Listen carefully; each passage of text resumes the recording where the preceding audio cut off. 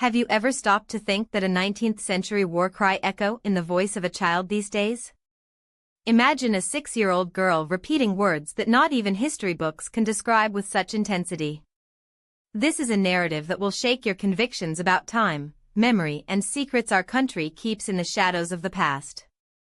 In the heart of Guanajuato, where the streets of stone tell stories in every curve and the bells of the colonial churches mark the hours as centuries, an ordinary family had been about to live something that would challenge all logic. It was September, the month when the air fills the perfume of the bougainvilleas and the Mexican flags flutter in the squares, as if the wind itself whispered memories of a heroic era. That morning, while the sun illuminated Rose's stone house, typical of the region, Dona Carmen prepared its traditional Jamaica water in the kitchen. Her husband, Don Miguel, a mechanic of the historic center, reviewed some documents at the table, distracted by the sounds of a documentary about the independence that passed on television. Everything seemed normal, like any other day in Herrera's lives. His daughter, Valeria, played in the backyard with his dolls, his brown eyes shining in the light that filtered through the leaves of the orange tree planted by the great-grandfather decades ago. An ordinary, laughing child who loved to draw princesses and sing the songs learned at school. But that day would not be like the others. Suddenly, while the program showed the recreation of Dolores' scream, Valeria dropped her dolls. His little hands began to tremble, and his face took an expression that did not match a 6-year-old girl. "These bells," murmured with a voice too serious for his size. "I know these bells." Dona Carmen, wiping her hands on the embroidered apron she had inherited from her mother, approached worried. "What is it, my love?" Valeria got up slowly, as if she carried an invisible burden on her shoulders. "Dolores bells, Mom. When they played that night, I was there. I was ready to march." Carmen's heart almost stopped. The daughter had said I was ready, as if she were a man recalling a lived battle. "Valor, what are you talking about?" But the girl didn't seem to be there anymore. His eyes fixed a distant point, as if they saw scenes from another time, somewhere. "Father Hidalgo had a flag," he continued, with a voice that would jerk the pimple. "A flag with the brunette virgin. And when he lifted her, we all shouted, 'Live Mexico!'" The words came out with a conviction that had no explanation. Don Miguel, who hitherto watched from afar, dropped the papers and approached, feeling a shiver through his body. "Where did you hear this, daughter?" Valewood looked at him with a look that seemed to have seen wars, pain, and glory. "I didn't hear, Dad. I lived. I was there when it all started." A heavy silence took over the yard. Only the distant noise of the cars was heard in the streets of Pedra and the tinnitus of the abejas in the orange flowers. But something had changed forever in the Herrera family. That September morning, without realizing it, they had crossed the border between the possible and the impossible, between the present and a past that refused to be forgotten. And that was just the beginning of a story that would test everything they knew about Mexico, their heroes, and the mysteries that inhabit the memory of the soul. In the following days, the life of the Herrera became a whirlwind of doubts and amazement. Valeria was no longer the same girl who ran barefoot through the stone corridors, chasing the cat between the vessels of geraniums. Now he spent hours sitting in the backyard, drawing with colorful chalk on the clay tiles. But they were not childish drawings. There were no castles, flowers, or houses with steaming chimneys. His hands traced men with a wide laugh marching in formation, horses galloping between clouds of dust in elongated shapes that resembled muskets and spears. In the center of each drawing, always the same image, a wave flag with the figure of a dark woman. "Look, Imam," said one afternoon, pointing to the downstairs after the rain. "Here are the insurgents, and here the realists. We had less weapons, but much more courage." Dona Carmen knelt next to her daughter, watching those who looked like battle maps made by someone who was there. "You are the insurgents, my angel?" "We are us," said Valeria, as if it were obvious. "Those who fought for Mexico, who followed Father Hidalgo and Captain Allende." A chill traveled Carmen's column. In their family, Women have always had a special sensitivity to things others did not realize. Her grandmother was healed in a village near Lyon, and she herself was born with a keen intuition for the mysteries of the world. Now, seeing her daughter outline military strategies on the floor, I knew that something deep was happening. That afternoon, while preparing a mole pole in the kitchen of blue tiles, he heard Valeria in the backyard talking alone, but not as a child who invents imaginary friends. She gave orders as an experienced general. "No, not like this," he said, moving pebbles arranged in formation. "Horse ones go ahead to break the enemy lines, and we, the infantry, wait behind with the spears." Carmen peered out the window. Valeria was standing, hands on her waist, with an authority that did not match her age. "Francisco, take your musket and cover my left flank. And you, Joaquin, keep an eye so they don't surround us by the hill." The wooden spoon slipped from Carmen's hands. His daughter spoke of military tactics with specific names, organizing invisible troops like a battle commander. When Don Miguel arrived from work that night, smelling of oil and metal, his wife told her what she had witnessed. He, a practical man and used to solving concrete problems, was speechless. What was happening with Valeria went far beyond what her eyes could see. And they knew that from then on, nothing would be like before. The number of a retired professor at the University of Guanajuato, specialist in independence history. The man, Don Javier Marquez, was known in the neighborhood for his passionate lectures in the central square, where he recounts battles as if he had witnessed them. When Don Miguel called, explaining in a shaky voice what happened to Valeria, the historian was silent for a long moment. Then, with an urgency that surprised herself, he asked them to take the girl to his house that same afternoon. Don Javier's house smelled old books and newlywed coffee. The walls were covered with yellowish maps, portraits of heroes and a framed insurgent flag, the same as Valeria had described in dreams. Upon entering, the girl suddenly stopped, as if recognized the place. His eyes traveled the objects with a familiarity that froze in his parents' blood. "Here he is," he murmured, pointing to a rusty sword on the table. "Equal to La de Allende. There that uses cuando cabalgaba to my side." Don Javier, who had prepared meticulous questions to test the child's knowledge, felt the ground disappear under his feet. That was not the curiosity of an applied student. It was the voice of someone who was there. With hands that were shaking slightly, he opened a historic atlas and slid his finger over Dolores' route to Guanajuato. Dime, Valoria. What pasó cuando liga ojos afueras de la ciudad? The girl did not hesitate. He closed his eyes, as if revolving the scene, and started talking. El Father Hidalgo say to us that in the Habi he has a rest. Los gachapines if habían a trinjerado en la alhóndiga, y la people del pueblo betrayed us piedras, palos, hasta cucine cuchillos. Yo stabs that loading the scales to climb the walls, his voice broke. Pero los canones de Elos and was too fuertes. I saw care to muchos. Francisco, mi compañero de lo, Luarenco. She stopped, bringing her hands to her face as protected the eyes from an unbearable image. Don Javier exchanged a look with Carmen. Those details were not in any children's book. They were reports of surviving soldiers, archived in documents he had studied for decades. "Why el nombre?" asked the historian, almost breathless. "El nombre you compare." Francisco. Valeria swallowed hard. Francisco Rojas. Murió abrazando la bandera cuando la second metralla discharged in the reach. The silence that followed was so dense that even the tick of the wall clock seemed to stop. Don Javier got up slowly, as if his legs did not support him. From a drawer, he removed a leather notebook and flipped into pages until he found what he was looking for. "Here is," he said, showing a list of low. As in the Siege of the Handy, handwritten by an insurgent chaplain.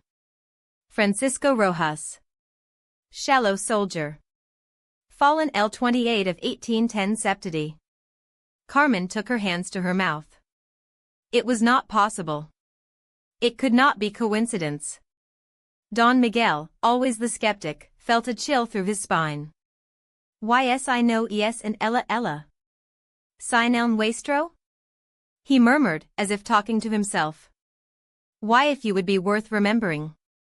Sign averting something? That idea hit them as a lightning. Because, after all, Guanajuato was not just the land of dead heroes. It was the land of struggles that still echoed. And if Valeria's memory weren't a ghost of the past, but a call from what was to come. Solo los más meticulous historians conocen. Y sin embargo, a la Valeria, una nina of 6 años by transes disordered y modos stoted from tierra, describing military tactics with the official UN precision that hubiera state en battle field. El profesor Ramirez sintió that el suelo moved bajo sus pies. It was not opposable that one had invented something as there.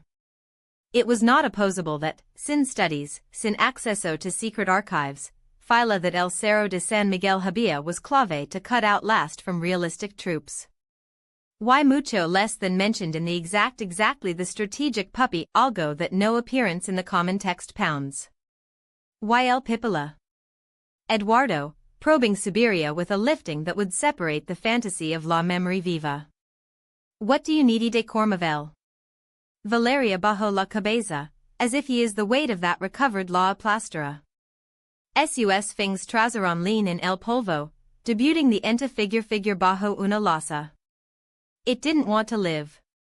Pero cuando violates we could not enter, that it was in the naked caen as flies against los canones, if it is the person, if I say, si in the paso yo, in the pasa nadia. Luego tomo la losa big I find in mina y if drag has a puerta. Los bullets lusilbaban en los oida, pero el followed. Cuando lego, predio fuego con lo poco that lefling yesca. El humu lo ahogaba, pero in the luz losa hasta that los lamas lamiran la madera. Eduardo sintió that he has to escape from los pulmones. ESA version del Pipila no la del Hero invincible but contaban in lodges. It was a hombre of meat y huso, con miedo, con fe, with the act of desperation that cambió el course of la batalla. It was exactly so that ELA Habia found in UN diary personal of UN realist Salda captured, UN document that solo ELY of Massey's colleagues in all Mexica Habian Lid. Y después? Priacunto, augura ya nu there. Después grito live la Virgen de Guadalupe. Y cayo baluiria cerro los ojos dash. Yo lo vi from el cerro. I saw fucking Puerta Abria, fucking naked and entaban as wolves. Pero también 6 cuando una bala lu through the el pecho. If quedo ahi, con la losa on en la ragda, like a cifura su cruz. The silence that Siguio fue tan dense who has the singing of los pajaros in el patio haber ends. Dona Carmen Santiguo. Don Miguel if he was a bro by el rostro, as he had intended to blur imagen that has just formed in his mind. Eduardo Ramirez, el hombre who dedicated to life to dig up oblivious truths, sintió that el suelo opened bajo el. Because it would be worth it telling the story. Said a recall. Ysi eso was a choir, chains Francisco Alonso in the era soil en Namra in a pushing archivo. It was a soldier that había muerto in sus brazos. UN compartment of weapons al that el, sin sabelo, habí state seeking for decades in a Maryland documents and discolored maps. Valeria? Voice del Professor Templo for the first time in años. 2. Is Francisco buried? La Nina lo miró with the ojos that does not belong to an infant. It was the ojos of someone who has seen the fuego de los canones, who had been meaningful el frío de la muerte rosendol el sol. Swimming in the burning, Corrigio. The Medihuaya los otros that cayeron en el cerro. Pero Nadia busco después. Nadia in the record. Eduardo Ramirez I have a moment that they have just divided into the el before yll outs of concealing the Valeria. Because if it is a 6 años lavaba within the spirit of the Olvidal soldier, shorts of the history of Mexico in the written solo en libos. Stab alive. Why lo lands lamando. El air en el archivo olía testigos of silence, the role that he had kept secrets for too long. When Eduardo's fingers touched that file almost undone for the time, he knew it was no accident. It was as if the pages had been waiting for him, as if Francisco Alonso himself, from somewhere between memory and eternity, would have guided him there. The realistic military report did not lie. The ink, although faded, still retained the poison of the war. The aforementioned insurgent was found among the rocks of the hill, having died from a mosquil wound in the chest. Eduardo felt that the ground moved under his feet. They were not just words in a document. It was the confirmation that a 6-year-old girl, with braids and glass voice, had described her own death with a precision that no historian could match. But fate did not settle for that. Among the dusty files, like a whisper of the past, the letter appeared. The paper creaked under his fingers as if he still kept the beat of the person who wrote it. Dear Mother Maria. Francisco Alonso's words jumped before his eyes, alive, painful, full of that love and that fear that only knows who knows that he is about to face his last dawn. If I die for Mexico. Eduardo had to rely on the table. It was not possible. It could not be possible. And yet there was, the proof that Valeria not only remembered Francisco Alonso. Valeria was Francisco Alonso. The heart was beating with the strength of a war drum when he left the file. The son of Guanajuato fell to lead on cobbled streets, but he only felt a cold on his back, as if the spirit of that soldier accompanied him on the way back. I carried more than documents. He carried a truth that threatened to rewrite everything he thought he knew about history, memory, and human soul. The Herrera house smelled of fresh coffee and sweet bread when it arrived. Dona Carmen, the grandmother, received it with a look that betrayed weeks of nights. Did you find something, Professor? He asked, with that mixture of hope and fear that mothers only have when they intuit that the world of their children is about to change forever. Eduardo did not respond with words. In silence, the documents that had survived 2 centuries of oblivion extended on the wooden table. Francisco Alonso's letter, yellowish and fragile, shone in the afternoon light like a lighthouse in the fog. Valeria approached slowly. His eyes, which moments before playing with the innocence of childhood, suddenly darkened with something older, deeper. He extended a trembling hand and touched the paper. This is my lyrics, he whispered. The silence that followed was so dense that it seemed possible to cut it with a knife. Even the wall clock ticking sounded like a shot in the stillness of the room. Valeria? The voice of his mother broke the spell, loaded with a question that nobody dared to formulate aloud. The girl looked up. In his eyes there were no tears, but a terrifying clarity, as if the veil between the past and the present had been torn forever. Francisco did not want to be forgotten, he said, in a voice that was no longer quite his. That's why he came back. Here, between the walls discharged by time, Francisco Alonso had found not only a confessor but a teacher. Valeria extended her hand towards the door as if she could feel the echo of those clandestine conversations, of the nights on which the priest told her of free Mexico while the wind dragged the smell of sail wax and wet land. He taught me that all Mexicans had fire in the chest, he whispered, and his voice resonated with a conviction that did not belong to a 6-year-old girl. That freedom is not a gift, it is a debt that we pay with blood when it is necessary. Dr. Mendoza held her breath. They were not words learned in history books, they were living truths, torn from a memory that challenged time. On the other side of the street, a group of students had stopped, with high telephones recording the moment. One of them, with a UDG shirt, murmured, "This is not theater. No one can pretend something like that." Valeria turned slowly, as if listening to music that only she could perceive. Her feet took her to the exact center of the square, where the cobblestone was more spent for centuries of footsteps. There he stopped, closed his eyes. And he raised his face towards the sky, as if the December sun could burn the shadows of 1810. This was where I swore, he said, and his voice trembled not out of fear, but for the weight of an oath that still burned in his chest. I swore that if I fell, my name would be Seed. That someone, at some point, would remember why it was worth dying. Professor Ramirez felt the air thickened. It wasn't just the girl who spoke, it was the land itself, that land that had drunk the blood of the insurgents and now would return it in the form of words. Valeria, Dr. Mendoza intervened, with a voice thread that betrayed her shock. How do you know this was Father Hidalgo's house? Historical records indicate that her residence was 2 blocks from here, in what is now the Museum of Independence. The girl opened her eyes and looked at him with a smile that was not his. He was tired smile of a man who had already seen too much. Because he not only lived in that house, Doctor. He lived here, he said, pointing to the ground under his feet. Here, where people knelt to receive their blessing before leaving. Here, where children like me took corn and beans because their parents didn't have to give it. The houses fall, the streets change their name, but the place where the heart of a town beats, that never moves. A silence fell on the square. Even birds seemed to stop their song. Dr. Mendoza lowered her notebook and, for the first time since she had arrived, she did not take notes. He simply watched the girl, no, the soldier, who was in front of her, with tight fists and bright eyes as if he still had a bayonet in his hand and a cry of war in his throat. Then, Valeria did something that froze the blood of everyone present. He put his hand to the chest, just where a 6-year-old heart should not remember the cold of a bullet, and said, "Here they hurt me.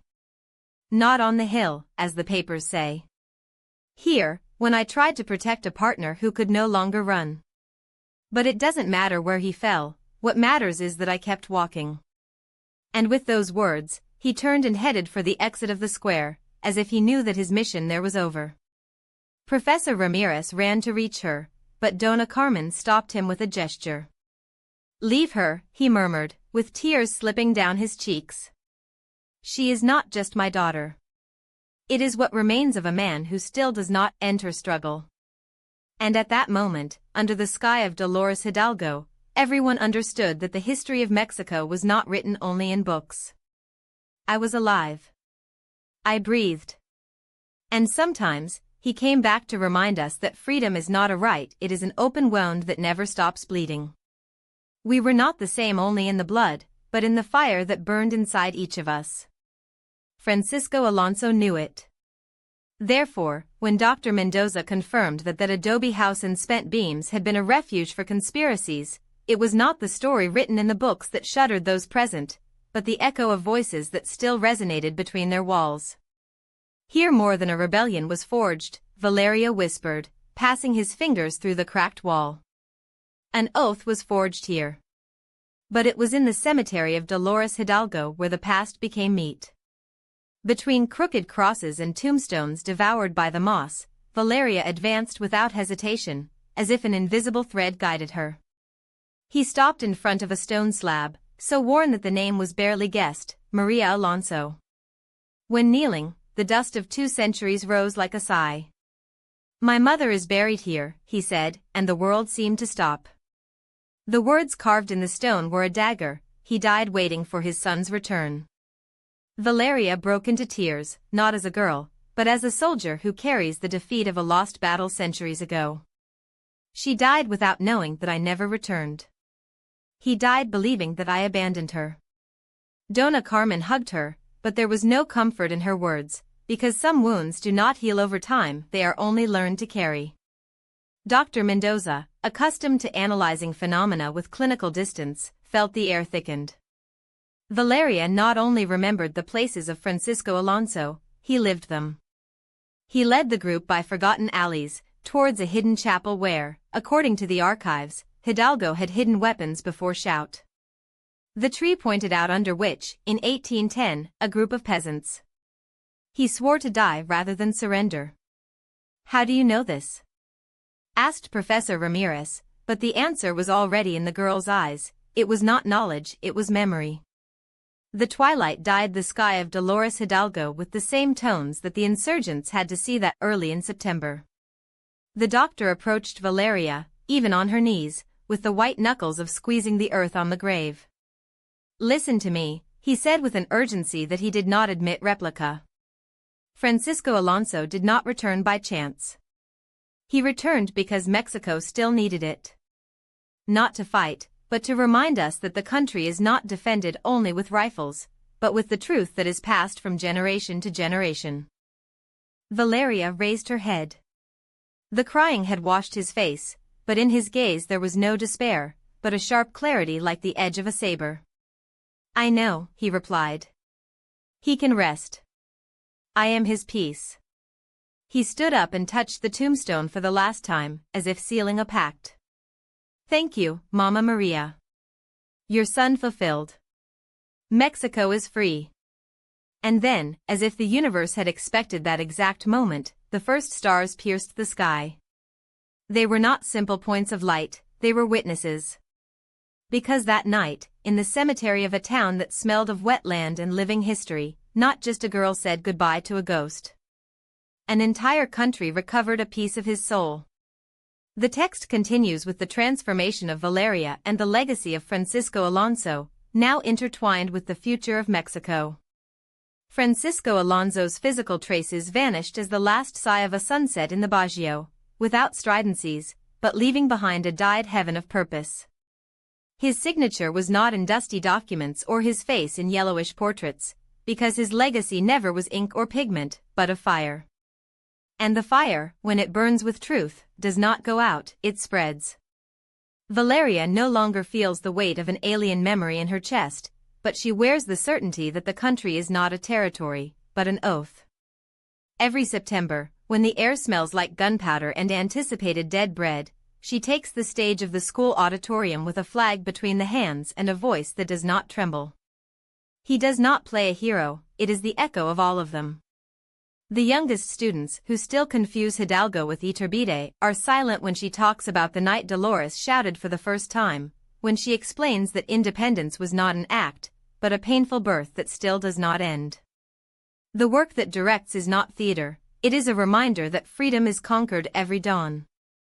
The plate in the library goes unnoticed by those who seek only to approve exams, but not for those who know how to read between the lines.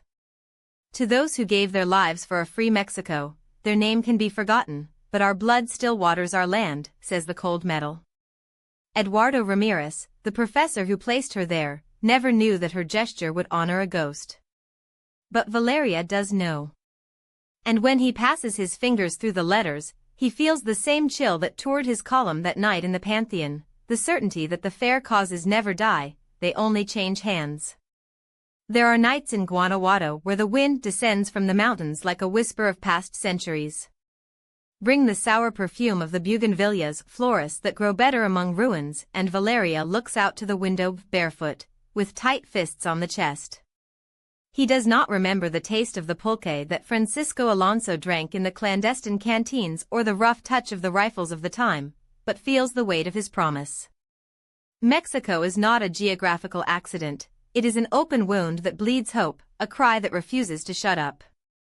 And she, without the need to remember it, knows that her mission is not to cry the past, but to envive the future. In the town, some murmur that the girl Herrera has something weird, as if the love of the homeland was a disease. But the elderly, which still keep in the scar-stained ink of the first constitutions, look at it differently.